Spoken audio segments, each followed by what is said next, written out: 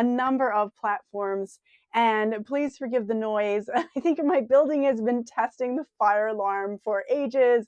My husband's in a meeting. My bunny rabbit, who's really adorable, has decided that because the sun is out for the first time in ages, she's going to try and rebuild her nest and do some interior decorating. So if you hear any of those noises, please just ignore them. Life, home, work from home life, right? You can relate. Oh my gosh, it's just like noise in the background. It's like so much noise. Anyhow, given my background in media when I was younger, and the amount of energy that had to go into sound protection and being in like quiet studios and all of that jazz, it's just so funny to be here now live broadcasting and have the whole like different paradigm of noise in terms of studio life and all of that jazz. So it's just a really interesting journey and experience. So today's topic is something that I hope will be relevant for some of you, especially if any of you are interested in Money Mind, my financial literacy social enterprise. Now, if you don't know, I'm Raven, and I founded a financial literacy social enterprise this month. It's been working in development over the past year. Thank you, everybody who's helped to test that and give feedback on the products and let me know what needs to change, what makes the course more easy to understand, what examples work, what don't. So I have tweaked everything, and the first pillar of the 5 pillars of financial stability are live. Okay, so the 5 pillars of financial stability of Money Mind are money mindsets, savings, budgeting, investing, wills and legacy. And you can try these free samplers over at www.moneymind.global. And in there, you'll see all the courses, the free samplers, and the free samplers will ask you questions about where your current status is, where your current money mind is, where you are in your financial life in terms of your knowledge of your own basics and just where you're at. It's not a quiz. It's not a test. It's not like, hey, do you know this? You need to know this. It's more like, do you know this? And did you know that this was something that was possibly useful or helpful to be aware of? Because I didn't. And that's why I created this 5 pillars, because as I've written in the blog for today's broadcast, well, I will be writing in the blog for today's broadcast. I've sort of written up the draft already.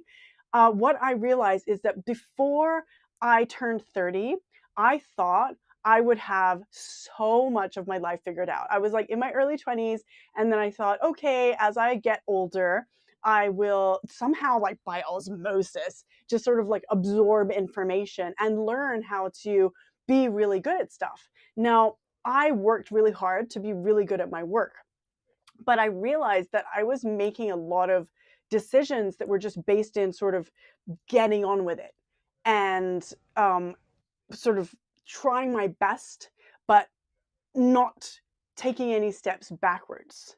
So I know that sounds a little bit unclear, but just to summarize, my work life was awesome. My personal life was a mess. My relationships and everything were just a disaster. And my financial life was like shaky at best. Like I was doing well, but I was like, well, I don't know what I'm doing. Like, I don't know what I'm doing. So I was very lucky that I made some very good choices for myself. But I was also very lucky that I made some really bad choices for myself that made me realize, oh my God, I got to clean this up. Like I am around people that don't align with my authentic self. And then I realized just in facing that alone, I was like, wait, am I like being my authentic self? Because I got so much stuff to clean up in terms of like insecurities or self-esteem or like whatever inside stuff. Like in my head, I had like really abusive self-thoughts. If you have any problems with really abusive, noisy chatter in your head, go see my blog post over at moneymind.global. It's on how to deal with money regrets. And it talks about bringing in a hero self to help clean up those thoughts that are dragging you down, because you don't need to carry them. You don't need to carry them ever again. It's just one of those things that I didn't know. And once I learned this, I was like, wow, I have to start trying to clean this up because I was mean. I was like the mean girl in Mean Girls, like the top mean girl, right? And like I was like that in my head all the time to myself for no reason. Like I don't know why I thought that was going to motivate me to get results, but I guess like I thought, oh, I'm getting really good results, especially in my work. So this must be working. Even though if I really look at it, I probably would have got those same results without being really like mean to myself. So I thought there was so much stuff before I turned 30 that I would have had figured out. I thought I'd be confident. I thought I'd have the right people around me. I thought I'd be like really doing really excellently in my career and everything would be nice. Most of all, I thought I'd be happy.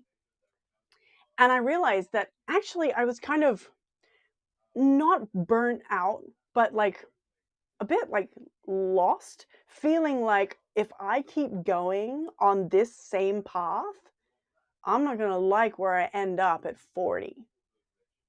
I don't think that this path that I'm on is where I want to be in 5 years, in 2 years, next year. So I immediately started to start asking myself how to clean things up. I started to just do like little tests and little things. Like I cut out certain foods in my diet. I started to implement some exercise and say, okay, what do I actually like doing in terms of exercise? What am I actually gonna do? And can I do more of that? Right? Instead of, oh, I think I should go to the gym or I think I should do yoga. Like, just what am I actually going to do? What is me? What do I like? Not because other people say that they like it or that I should like it, like hiking. I mean, please, I don't like hiking. I'm never going to like hiking. I just never have liked hiking. I don't like hiking. You're not going to make me like hiking just because you really love hiking. It's not going to happen. I'm sorry.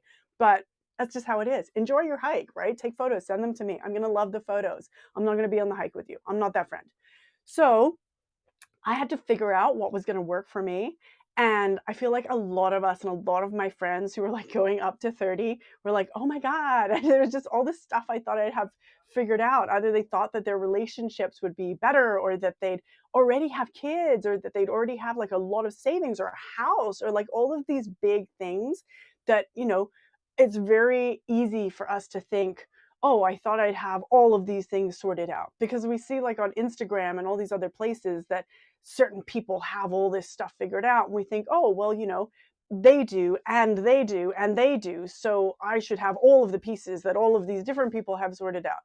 But our journey is going to be for us to figure out.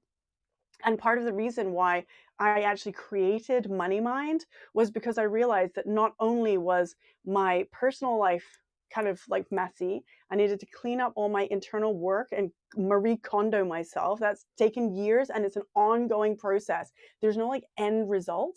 You will get to a point where you're like, okay, I feel great and like I can do anything. But the work it takes to get there is like, oh, it's like being on that hike, man. It's worth it. But when you get to the end of it, you'll realize that it's actually not something that's just a stop.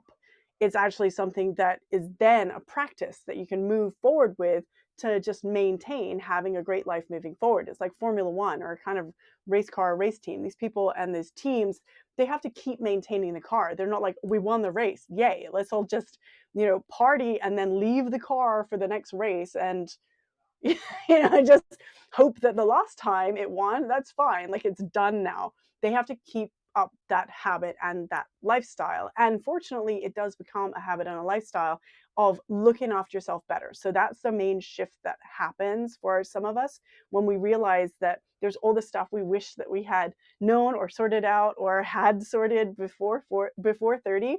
And then we realize actually it's on us. We got to start doing the sorting out because just absorbing things from external sources is going to lead us so far, but it's kind of like having like a shaky rudder. It's kind of going to lead our boat all over the place, and it's not going to drive us in the direction that we really want to go, which is for happiness, fulfillment, financial security, and stability. Those things take really structured direction. And so we'll know how to take the first steps to work towards our happiness because we'll know what makes us uncomfortable, and we'll probably be able to work from there towards something that makes us feel less uncomfortable that we think we'll enjoy. because if we suspect we'll probably enjoy it, it's worth trying because that will lead us on the path of enjoying it. So that one's like easier to do. And then with our relationships and stuff, we really have to ask like what we want to contribute in our relationships and how we want to have relationships. Because if we just want to like take all the time and just do what we like, then we'll always end up in relationships where we don't know why they've gone wrong because we're like, oh, but it was going so well. What a surprise. This person left us.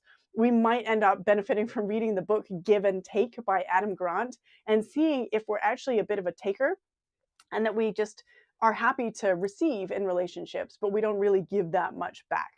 In which case we can benefit from working out how to have more mature style so that we don't take too much, but also if we're givers, we don't give too much. We have boundaries that we implement, even if they're uncomfortable to implement at first.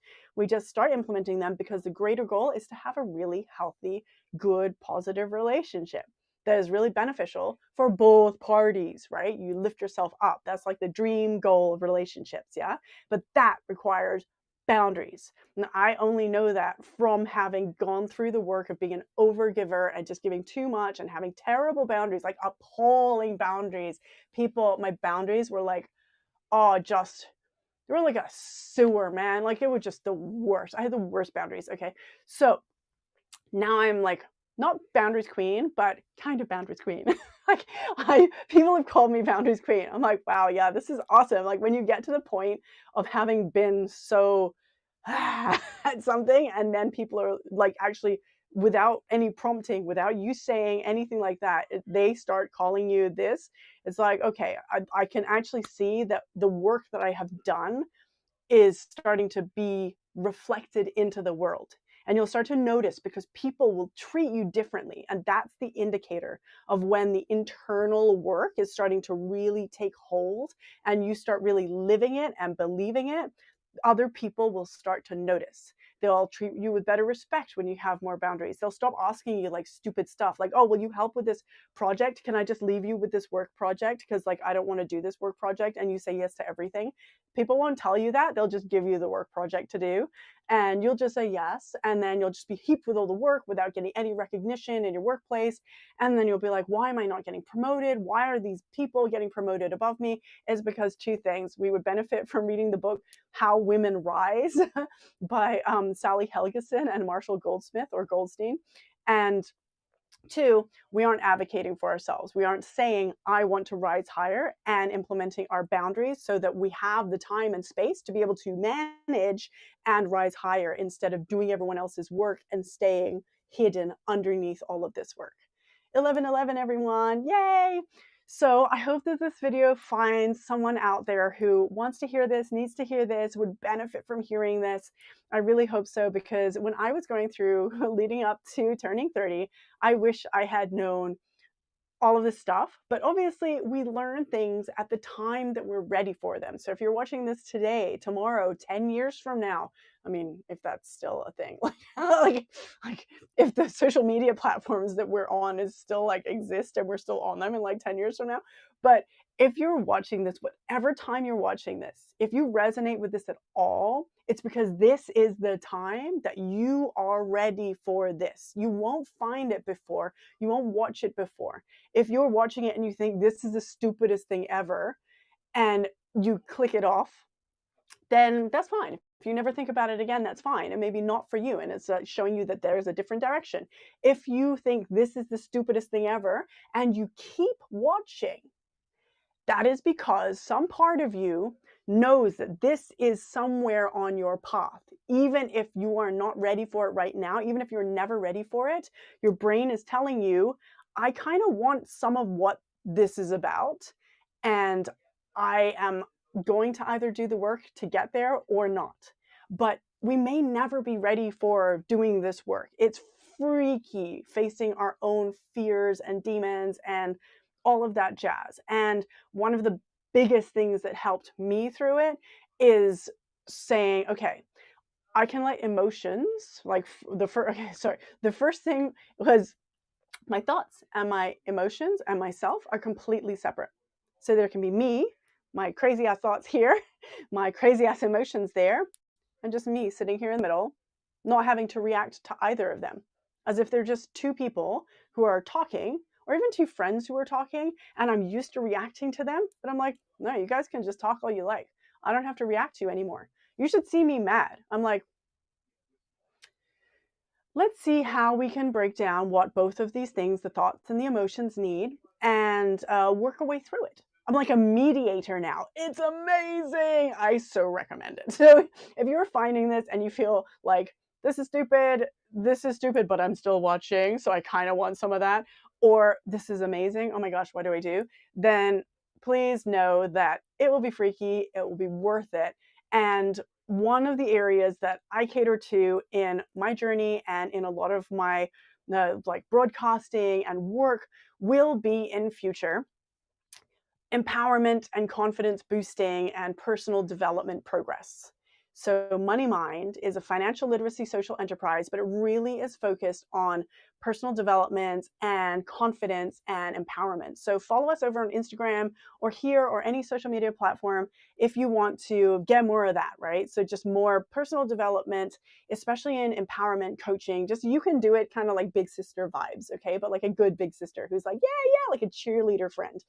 So, then we've also got the financial literacy side, because what I realized on my journey when I was going through was that I needed to clean up my internal stuff. I thought I'd have all this stuff sorted out. And then shortly thereafter, like a few years later, actually, I had the opportunity to go into this startup adventure with my husband. And that was super, really, really stressful. But I had the opportunity to learn a lot through this really stressful, like I totally had breakdowns, guys. This really stressful experience of going through being in and building a startup. My husband went through the building part and I was the support team, you know, like the Formula One car. He's like the driver and I'm like the team that's putting on the wheels and making sure it stays running and keeping everything going. And so like I died. But I realized, ooh, there are some gaps in my financial knowledge because it made me feel really insecure financially. And I realized that even though I'd been doing very well, working from quite young and just pushing along, I had not got these foundational basics in place that were really secure. And I felt that. I felt so insecure. Oh my gosh. I was like, oh my God. I knew that I had been sort of doing stuff when I was young and sort of kind of putting it together and sort of investing a bit and saving and then like investing more and then sort of learning bits and pieces along the way. But I knew that I felt emotionally like it was really shaky, like it was not a solid foundation at all. And I wanted to clean it up. I was like, I'm not into this because I had started doing all this personal development work. I was like, what can I do to fix this? How can I make this better for myself? If this is something that I don't like or I don't feel comfortable with, it is up to me to make a change, to move myself away from this whatever situation that makes me feel these things. So there's always two ways we can go about making a change in our life. And that's either change how we think about it, if it's something that we are not able to make a change in the actual situation, like say COVID, or like being in high school, or something like that, right? So we want to be able to try and make our minds able to shift in situations that we feel frustrated by, but we don't have control over, or we want to be able to change our situation. So either change our minds or change our situation. So if you can't change the situation, then the only option is to change your mind. So I realized that I was able to, before I ran up to 30 years old, I was able to both change my situation and my mind. And also by changing my mind, my situation started to change, which is why Money Mind is called Money Mind, because it's so much about how we think, how our confidence affects us, how our minds affect our life. I'm really into neurohacks, neuropsychology, cognitive psychology, and I'm going to be starting a psychology degree next year. I'm so excited. And that is something that I am going to be doing because I've been doing a lot of psychology studies with the University of Cambridge in the UK. And those courses are exciting on neuropsychology, decision making, cognitive, social, and emotional, embodied cognition. These types of courses are fascinating. Brain science. But I want it to be applicable to real life. Like, how does this make life easier? And so I realized that, okay, we can change our minds, we can change our situations, but also we can change how we learn about things, stuff, right? We can, if we're in the financial area. So for myself as an example, I was really insecure about that financial foundation at that time that we were going through that startup. And I said, okay, I'm going to clean this up. I'm going to start doing things that can help me learn in this area. I started listening to like massive amounts of podcasts, YouTube videos, just a lot of Dave Ramsey at that time, because it was really great to be able to absorb so many different people's experiences. I started listening to Natalie Bacon, an online business and life coach and mom coach, mompreneur coach, and a lot of other people that in just bits and pieces that I was absorbing information from. I went into my Instagram, and to boost my financial micro learning, I went into Instagram and I muted all of the people that I wanted to just see the stories of and not have in my feed so much. Like, say, a lot of like accounts that were selling things or jewelry or things like that. Like, I just wanted to see when I wanted to see and look at the stories rather than just have them pop up in my feed 3 times a day. So I muted a lot of people that I still wanted to keep in my Instagram, but I didn't want to see constantly. And I started following like 20, 30 business accounts that were money related. So like, I can't even think of the names right now, but like if you go over to moneymind.global, you will see on the Instagram there that the follower list is like 90% people who are just in some kind of financial coaching, education, financial literacy. And so I had done that with my personal account too. Okay, I follow a lot of like animal feeds and goofy cats and like that type of stuff as well. So my personal is really a blend of people I know, goofy accounts that are funny, and then financial ones. So I started to mute a lot of accounts that were not financial, so that I was able to just, when I open my Instagram, micro learn by seeing instantly there's like 2 or 3 posts that are going to give me some kind of education, some little bit of information that is like, oh, okay, this is about real estate. This is about crypto right now. This is about whatever it is. Just so that I can learn, even if I'm not really interested to like dive into crypto or anything, I still want to know stuff about it without having to delve into huge amounts of study. So micro learning is a really great way to be able to push yourself forward in an area that you might want to improve in before you hit 30. Even after you hit 30, and this is a really great habit to just take on board. We talk about it in the online courses of Money Mind, with the full pillar courses, where we talk about how to go through like absorbing information, making it easier for yourself, applying habits and things like that. So we go into a little bit more of that in the full pillar courses over at moneymind.global, the website, www.moneymind.global. So regarding the financial literacy part and the financial foundations, what I call the 5 pillars of financial stability: money mindsets, savings, budgeting, investing, wills, and legacy.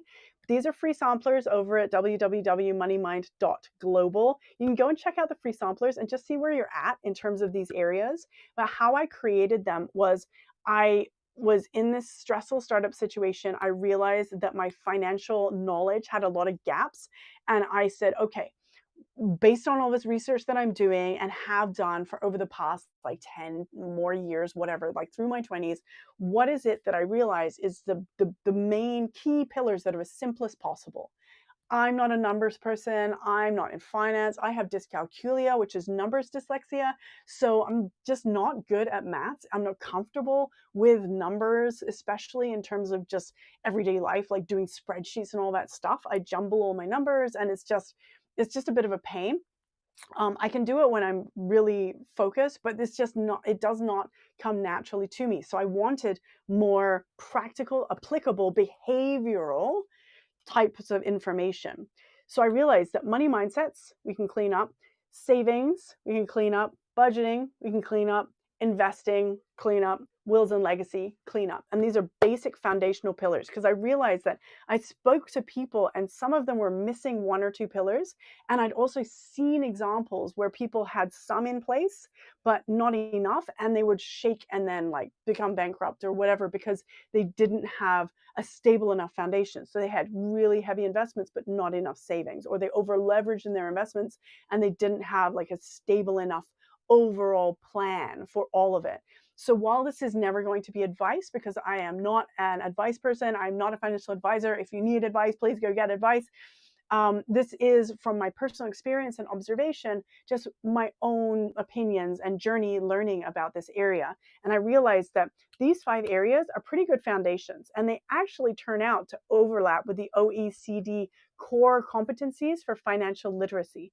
So actually, rudely, the OECD has these core competencies that are supposed to be available and widely taught for like 15 to 17-year-olds. I mean, please, I did not learn this at 15 to 17. I was learning like geometry or some crap that doesn't matter. Rude. So anyways, point is that these 5 pillars, if we have these 5 basic foundational pieces in place, then our money foundation suddenly becomes a lot more accessible, achievable to make progress in, and we don't need to feel like we're missing something really important. So there will be areas that we can grow into. But if we were just like, oh, I have bits and pieces of financial information and I'm kind of going how I can and I don't feel super secure about it, then you might want to try the Money Mind free samplers. You might want to try the Money Mind free courses. And you might want to try the Money Mind paid courses, which are an hour each. Now, the free samplers are 10 minutes each, and they will just ask you to check where your money foundation is at. If you do them and you just do them in between having a coffee in the morning, while you're in transit, it'll take 10 minutes. It's worth it. Then you see where you're at and you can decide whether you want to then do the full 1 hour pillar, which is broken into the little segments, and just work on it and just make sure that you know this information so you can make a decision moving forward in your financial life. Like, for example, in the courses we talk about, say, for example, budgeting, 3 types of different budgets, including the no budget budget, which might be the right budget for you, which is just where you have your necessities and then you have your savings and then you spend the rest. So that is a type of budget. So when we think about budgeting, sometimes we can be really overwhelmed and think, oh my God, like this is just going to be too intense. That can be a type of budgeting. In budgeting pillar, we also talk about how if you are not budgeting and you're a bit intense, like overwhelmed by it, then just start with expense tracking and see how that goes. Expense track for a day, then expense track for a week, then expense track for like 3 months, and you'll see where you're spending. And once you do that, you might start automatically selectively spending, which is something I love and talk about in the budgeting pillar, which is where you start to decide, oh, I actually don't even like spending that much money in that area, so I can just cut it out. It's not like crazy, weird discipline feeling. It's just saying, I didn't realize I was spending that much and I don't want to spend that much anymore. So that's like just an example from the budgeting pillar. In the investing pillar, we talk about things like compound interest and passive income. And like, I think we mentioned also the rule of 72, which is like how long it takes to double your investment, right? So that type of stuff will be in the investment pillar in like ETFs. And then what's an ETF? What's in like index fund? What's a managed fund, like an actively managed fund? What's a passively managed fund? We just dive into a lot. The reason why I'm kind of like about it is because there's a lot in the investment pillar. So if you're interested to just learn a little bit about some of the basic foundational elements of investing, we also have the cash categories, the cash alternatives stocks, CABS categories, cash alternative stocks and bonds, right? Which are the 4 major categories that you will hear about if you're like investing in stuff in the stock market and things like that. Cash also includes digital currency and cryptocurrency. It's a whole big pillar, guys. It's just like, if you want to know not more about investing, but just about some of the foundational areas of investing that are really important to know about, such as those categories, why you want to have compound interest working for you, just a few of the things that I mentioned, then just go over and check out the investing free sampler, and then check out the investing pillar when it's available in a few months. Okay, you can prepay and sign up for it now if you're interested, but it'll be available sequentially. So we'll have money mindsets this month, then it will be the next month will be savings, budgeting, investing, wills, and legacy. Wills and legacy, a lot of people don't know, and it's super relevant right now. You need to have a will if you're over 18. Who is your interim guardian for your children is the biggest thing. That is a big thing that's going on, especially right now in the country I'm in, Hong Kong, where you want to be able to say, my guardian for my kids is, my sister, whatever. The interim guardian who looks after my kids in the time it takes my sister to get to my kids is who? That's something, right? We have also real and personal property. We don't go into trusts, etc., as much, but we go into how to create a will, how some options of creating wills are, with sort of types of wills, like things that would be in a will in terms of like who's an executor, who's a beneficiary, how you can't have your beneficiaries sign witness on your will, how you have real and personal property, then you have tangible and intangible assets, blah, blah, blah. If you don't have a will, it's actually the fastest area to complete of all of these, and you just want to sort it out. I had mine done at 21, which is why I was lucky that some of these other areas I could spend a lot more focus on, but just get it done. It's like, just pay some. If you're busy and you're working, pay someone, get it done, sorted. If you are being like frugal and you're okay with possibly messing it up, which is not recommended, then you can print it out, and for your jurisdiction, make sure you do it right. So spend time researching how to do it right, and then you can take that to a lawyer later and get them to put it into a proper document. Okay, because I'm never going to recommend like doing it yourself. It's quite irresponsible, but some people choose to do that, and so I acknowledge that some people choose to do that for various reasons. So I am not a lawyer. I am not a financial advisor. I am not qualified to give financial or other professional advice in that way. So please do your own research and make sure that you choose professional advisors who are the right fit for you.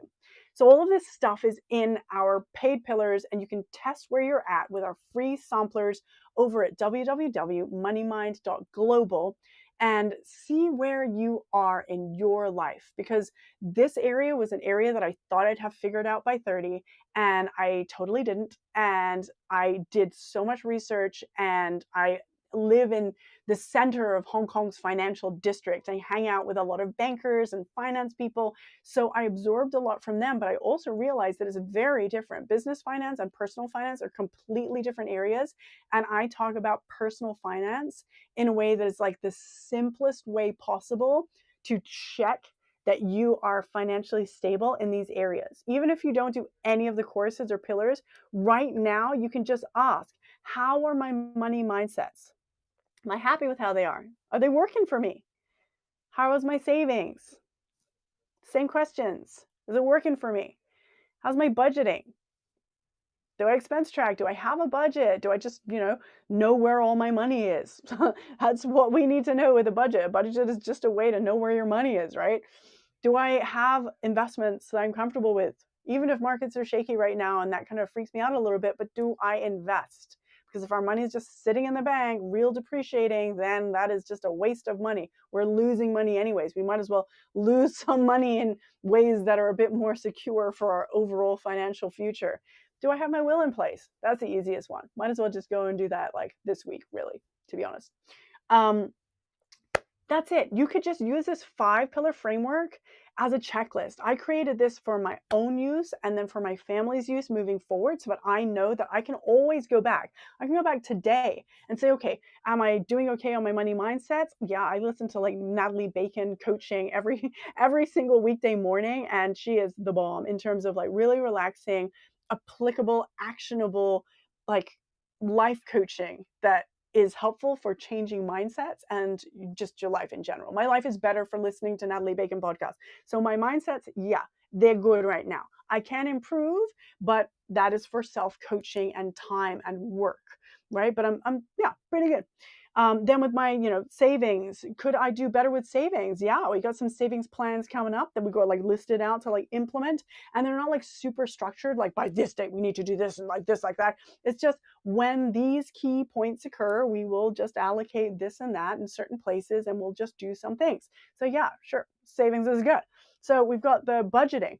Budgeting is my weakest area. Okay, so this I still need to expense track. And hey, do I expense track every day? Absolutely. I use an app called I Expense It, and I get myself to expense track all of my expenses. And now, I'll be honest, they're really, this area I could clean up a little bit, because now if I go in something's like $52, sometimes I'll put in like $50. But this I could clean up a little bit, I gotta admit, because I've been in the habit of doing it for so long, I've gotten a little bit lazy. So even just checking this list now, even after doing this for years, I could say, I could do a bit better. I do expense track in my budgeting app every single day and have those printouts every month, but I could do it a little bit more tightly and accurately. So that's for me, admitting here, live on air. Investing, yeah, I'm good. I've been investing pretty aggressively since I was fairly young, like in my early 20s. So this area, I'm good. I'm not an expert at it, oh my God. And I tend to like long hold, boring, like ETF type things in diversified area, like the 11 sectors of ETFs. But yeah, I'm pretty good. Like I'm comfortable with how I go about doing that and the way that I'm doing it. So that I'm fairly comfortable with, like the gains and losses. And I like riding out markets. And when everyone's freaking out about markets going down, I'm buying. Okay. So I'm okay with the investments area for myself. Wills and legacy, had it done when I was 21, had it updated once I got married. And then if there's anything else I need to update it with, then I'll do that. But that's what you want to be at. You want to be at least like, okay, I'm good, or oh, I need to clean this up a little bit, or oh, I could do a bit better there. And if you feel like you could do better, but you don't know where to start, just educate. Start with educating. Start with doing the free samplers so that you can see, oh, actually, I need to clean this up a little bit. Or start with your Instagram. Just follow some accounts that talk about this. Go to moneymind.global at Instagram, well, at Instagram at moneymind.global, and go check out the people that we follow, and you'll see a whole bunch of really amazing financial influencers and like education people, not advice givers. We are not giving advice, but education people that you can gain from, you can learn from, just without doing anything other than signing into Instagram. You'll just gain information if you follow these people and pay attention to when they post. Okay, so that is something that you can do. So if you know that you want to have your life sorted out a little bit more before you turn 30, or if you've turned 30 and you're like, ooh, this isn't becoming better, right? Then make a change in whatever areas you feel need it the most, and we'll be here for the financial literacy part whenever you're ready. So if you feel like, oh, I got to sort out my relationships first, and I'll do my finances later, whatever, we're here. We're going to be here. The free samplers are always going to be available. There's going to be courses available. We're going to keep expanding, keep providing more courses, keep providing more value. You can sign up to our newsletter over at the website, for our blog, also for updates. And there's just so many ways that you can stay in touch with us so that we can keep helping you, even just by watching these live broadcasts, just be exposed to these areas that you might feel, okay, I wish that I was a little bit better in this area. This is a small way that I'm helping myself to become better in my money area and my personal finance. If you want to really get like a boost in your personal finance, then in August, when all of the full pillars are available, I would definitely, if I was in your situation, I would definitely, looking back at what I wish I had done when I was younger, I would definitely take each pillar, do it for 1 week. So money mindsets, do it for 1 week intensively. So the pillar is like 1 hour long. I would watch that pillar, I would take all the notes, and then I would apply it for 1 week. Then the next week, I would do the next the next pillar. So that would be savings. So I'd do money mindsets for 1 week, apply it hard. Then I would do savings for 1 week, apply it hard. Where can I improve my savings? Can I do that just for this week? Like, where are my weaknesses? Where are my strengths? Where do I need to clean up? Like, look at the savings, just savings, hard for a week. Then budgeting. Can I just track my expenses for this 1 week? Every single cent and dollar in an expense tracking app or on a piece of paper or wherever, but really on it for the whole week. Like, as soon as I spend that money, maybe not at the end of the day or whatever, or maybe at the end of the day, whatever it is, but do it like really diligently for 1 week. Investing. Where can I just super deluge information about investing in an area that I am interested in? So I could follow thebalance.com. I could follow Get Rich Slowly. I could educate myself in ways that don't feel urgent. So if I'm a bit nervous, like say I'm a really strong saver and I'm nervous about investing, I might want to follow people who are calmer, like Zen Habits, and see how they talk about investing in their life. Get Rich Slowly and how they talk about investing slowly, and just educate myself rather than feel like I have to act. But investing, can I really go hard on the investing area of educating myself in investing for 1 week? And then wills and legacy, I can totally sort out my wills and legacy in 1 week if I just get myself to a lawyer. I know who my executor and beneficiaries are, and I say, there you go.